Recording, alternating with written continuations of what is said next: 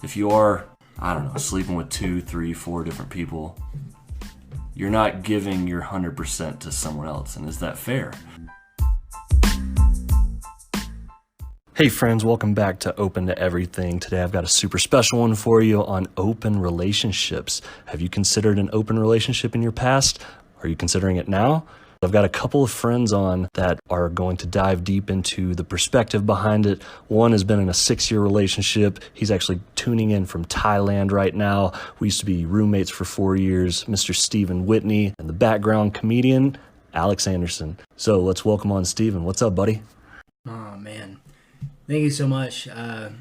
It's been an incredible, long story, but the fact that you and I have spent so much time together, and now that years past, have been able to come back together and kind of reflect on our lives and what we went through and the things that we've gone through have been really amazing, to say the least. So I'm just really excited to be here and to. Oh, did you just give me a good promotion to my listeners currently and my future listeners? That's right, brother. Keep coming back, and you'll start to love me as well. How long have you guys been together? Oh, geez, 6 years, coming up in a month. So that's amazing. Yeah. That's absolutely amazing. It's almost like our day and age, our age group, if you will. It seems hard to make a relationship last longer than 2 months, so I commend you. Going back to, again, Steven, I haven't seen him in a couple of years, but Steven and Patty, they have traveled the world together, and one of my biggest questions is, how do you maintain the spice? How do you maintain the love? 6 years could last 20, could last 30. Oh my God, man. Well done. Well done on the question. This is an interesting topic and question, because everyone is different. And honestly, my fiance and I, which we've been engaged for about 3 years, been together almost 6. We've been through some ups and downs, and a lot of it came from when we separated ourselves from the corporate lifestyle that we were living and went to a different style of living, which was moving to Thailand and separating ourselves from what we thought we were supposed to be and do, and the relationship that we were supposed to have, and moving into what we truly wanted. And that's like a kind of a dangerous recipe. You are supposed to find this person, you're supposed to make this amount of money, you're supposed to, at this point, have this amount of kids and have this car and this house. And really, I wanted that. I really, really did. And really what happened was she kind of, she broke the chain on it. She said, why? Why are we doing it this way? Why are we doing it that way? And she really brought into this aspect of why it is that we're doing our entire relationship in a whole. And through that, man, a lot of things came up. So how it is that we stayed together is what I truly believe. We actually found more love for ourselves, and that filtered over to how we love each other. And we're just continually growing and being accepting, growing together, of the other person, Yeah, I love that. So a little bit about me, briefly. I've actually been through 3 very long-term relationships. All have pretty much failed. I had a 4-year, I had a 2-year, I had another 2-year. And made me have certain perspectives on whether it be relationships. My mom has been married 6 or 7 times. My dad's been married 3 times, and growing up with a family that was essentially divided, I kind of always have wanted what I never had. But, again, in the millennial, so much stimulation with maybe someone better. Gone on dates, numerous dates in the past 10, 15 years. But what's interesting is once you get on a heavy debated topic, it's almost like the other person doesn't want to get in that with you. It's, oh, well, he doesn't believe what I want him to believe, or he's not the guy I'm looking for immediately, and then on to the next one. That's just an interesting perspective. So, son of a gun, man. It's actually funny that you asked that, because the last 2 years I've been living on an island where it's Tantra based. Free love. And the movement of energy, suppressing that not suppressing, but like harnessing that energy and moving it through you. And it's not with one person, it's with multiple people. And being in an environment that is not conducive to one partner, for me to uphold having one partner. So I don't know, I have mixed emotions about it. I really, really do. A part of me is not something I think about, but I definitely do question. Sure. So I wish I could give you more of a strong answer. I'm actually exploring that kind of question, I guess. So I have had this conversation numerous times with numerous people in relationships, and I'm sure you guys listening out there have had the same thought. But, what my perspective is if you are, I don't know, sleeping with 2, 3, 4 different people, you're not giving your 100% to someone else. And is that fair? Well, that goes back to the perspective of, well, we both agreed to it, and sometimes apparently it makes relationships better. But it seems like it's harder than not, because I know emotions and feelings get involved. Well, we're about one step farther. So I couldn't agree with you more. I mean, obviously, as men, we see women and there might be an attraction, but there's a difference between attraction and like love. And what I have found through my relationship over 6 years is that I'm in love. This woman drives me. She makes me feel passionate and excited about what I'm doing with life, not only in the relationship and in the bed, but about life. And so, I guess, Eric, I'm throwing the question back at you.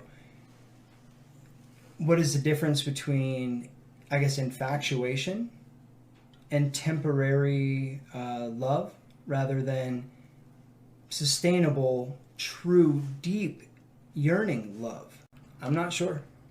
I feel like I allowed myself to go through a lot of other relationships, and it brought me to be in a relationship where I truly believe that I have found my soulmate, and within that I am physically attracted, emotionally attracted, and also I'm triggered by her as well.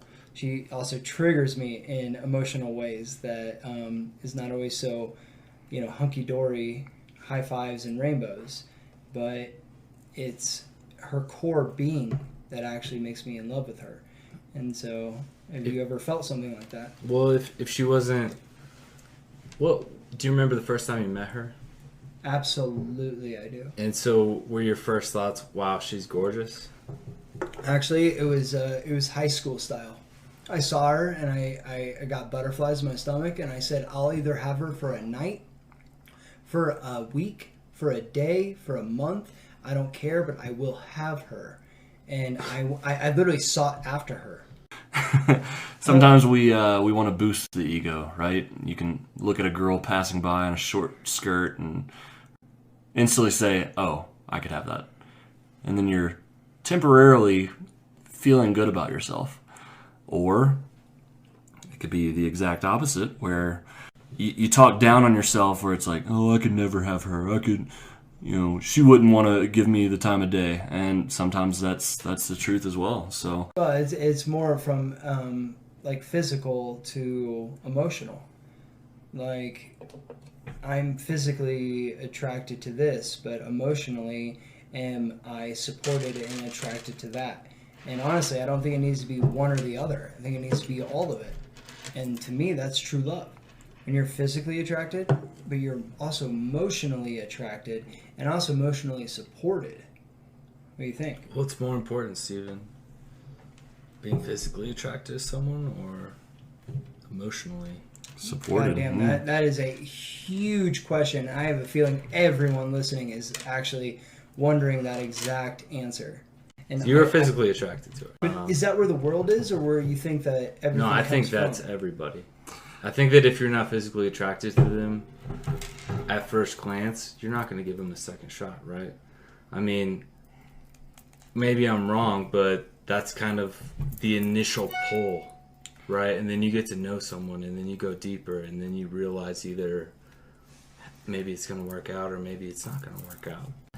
Do you think that physical beauty permeates from the inside? Oh, this is an incredible question because it makes me like reflect on if I was not physically attracted to my fiance, because I am truly attracted to her from her core. Yeah.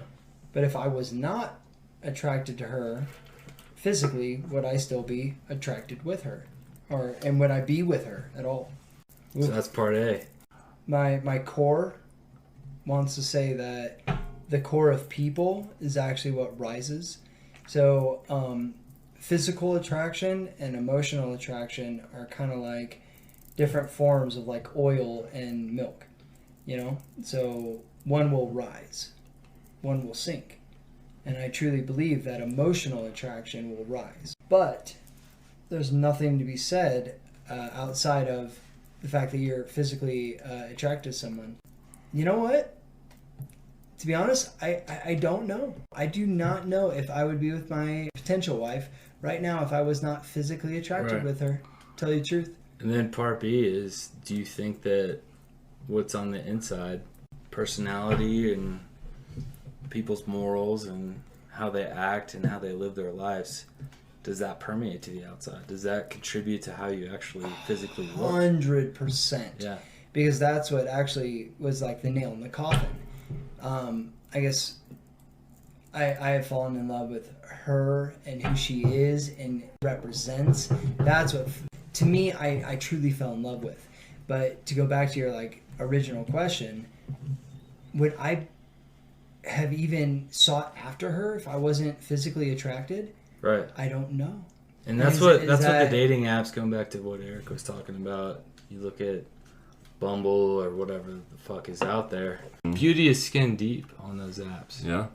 And there's no, swipe left.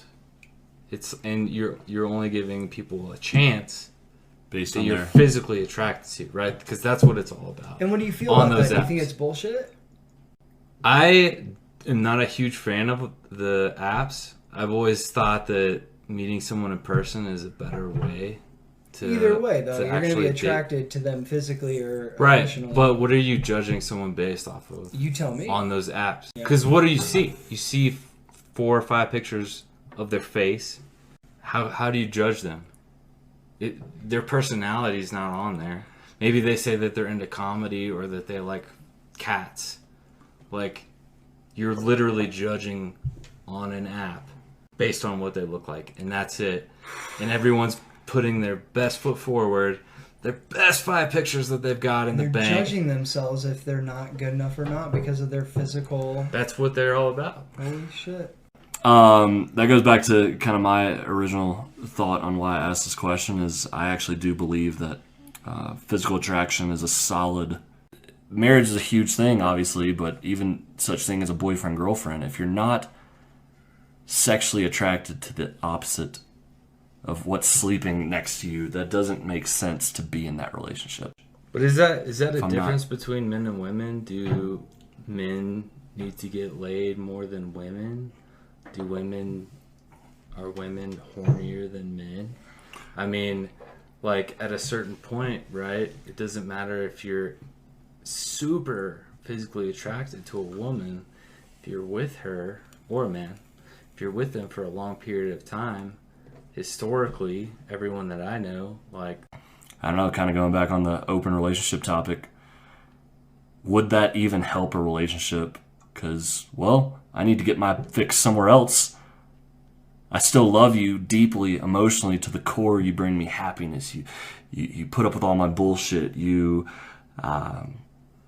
there for all of my downsides and my emotions and whatnot. But for some reason, I need to get laid. is it a bad thing if if that kind of starts before you get married. I mean, is that... I don't know. All I can say is I'm either masturbating to go to sleep or I'm waking up with morning wood. And if I have a beautiful woman next to me, something's going to happen. Maybe not every day, but definitely not just once a month. So for super horny people like Eric, you got to have that bone zone.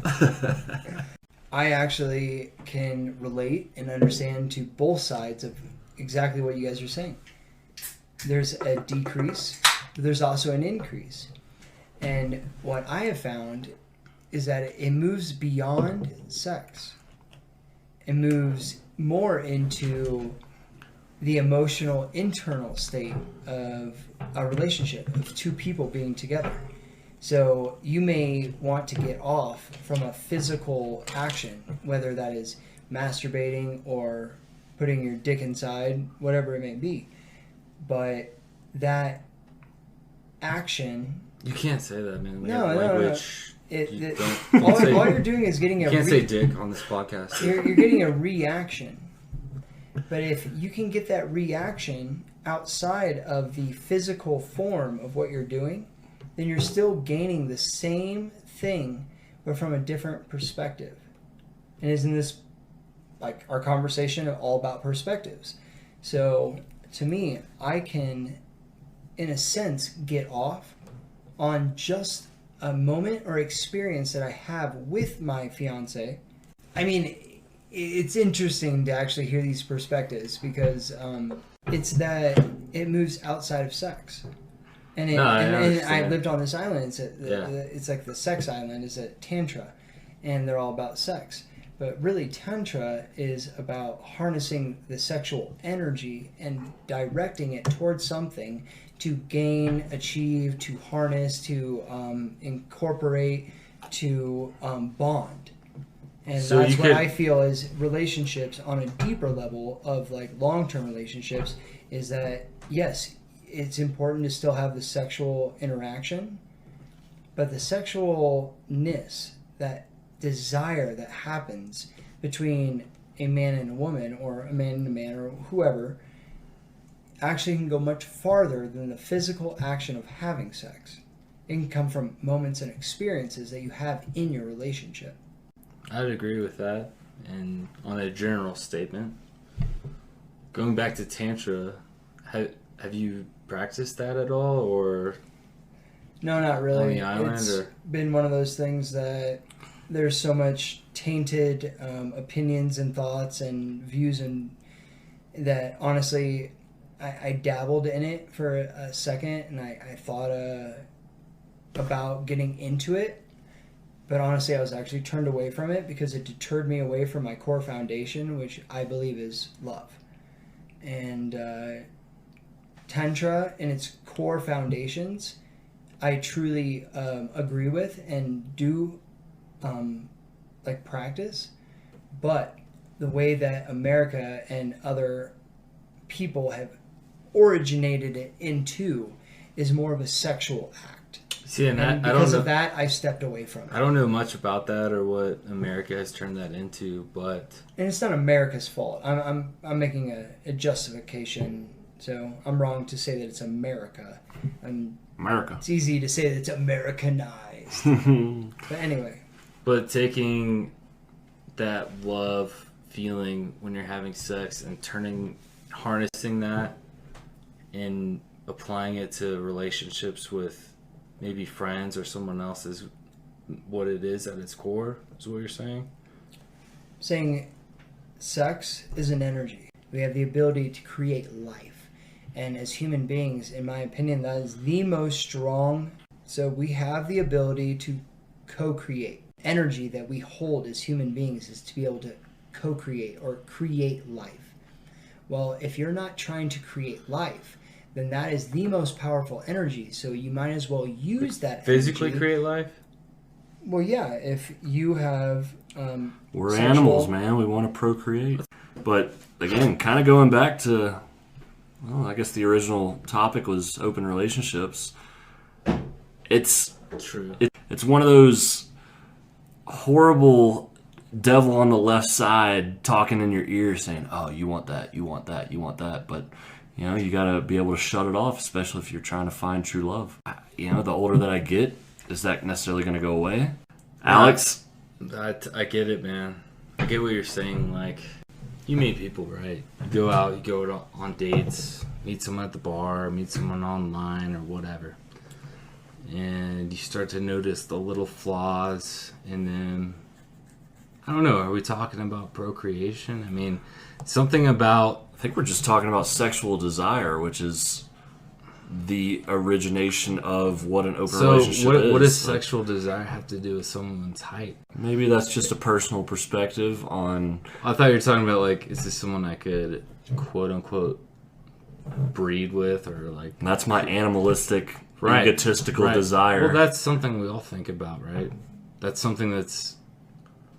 I don't know, is it in our genes? Is it in our, like, subconscious? Like, you see someone and you're like, is this someone who I'd want to pass my genes down with? Yeah. Right? And so you're talking about height, and you're talking about... And I get it, man. Dude, I've gone on dates with girls where, like, everything's awesome, and the second date, she starts telling me about all these, like, genetic problems that both of her parents have. And all of a sudden, I'm, like, super turned off. Yeah. I think it's kind of like an animal mindset, right? No, I kind of think that... Like lobsters in the ocean, if you know anything about lobsters, the bigger they get, the more fertile they are, and that's because they have a higher chance of surviving, right?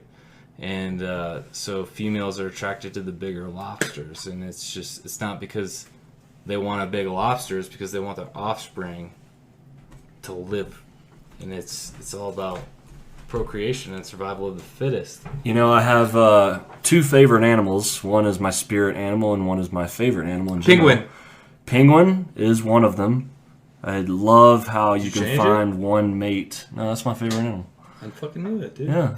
And you haven't told me that since 10 years ago. they find one mate, and they're with them forever.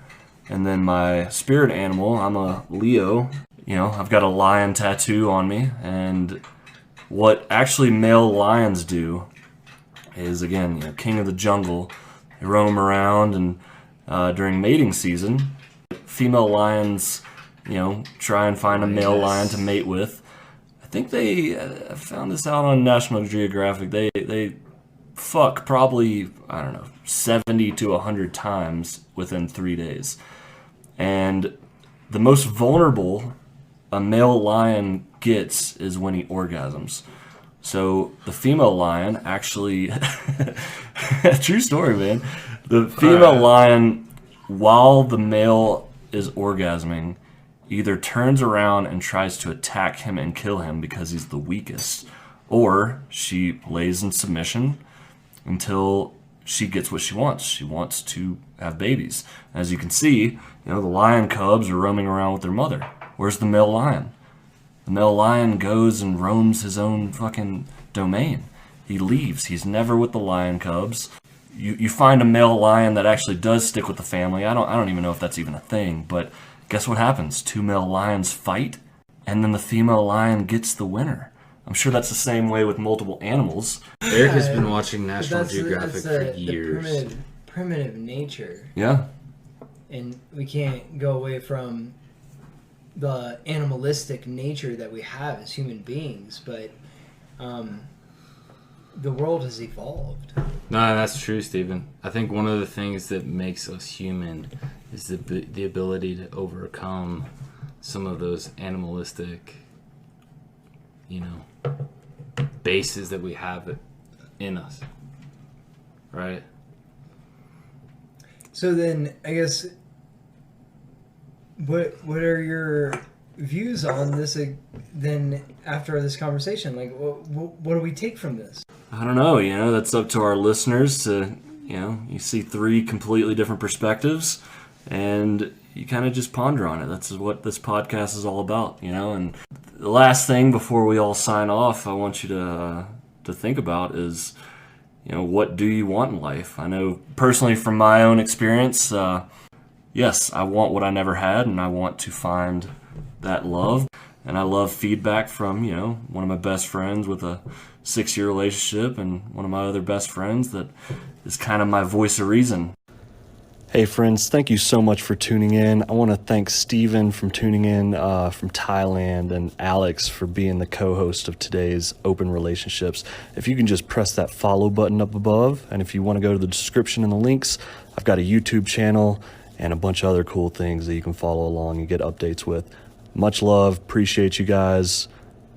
See you next time.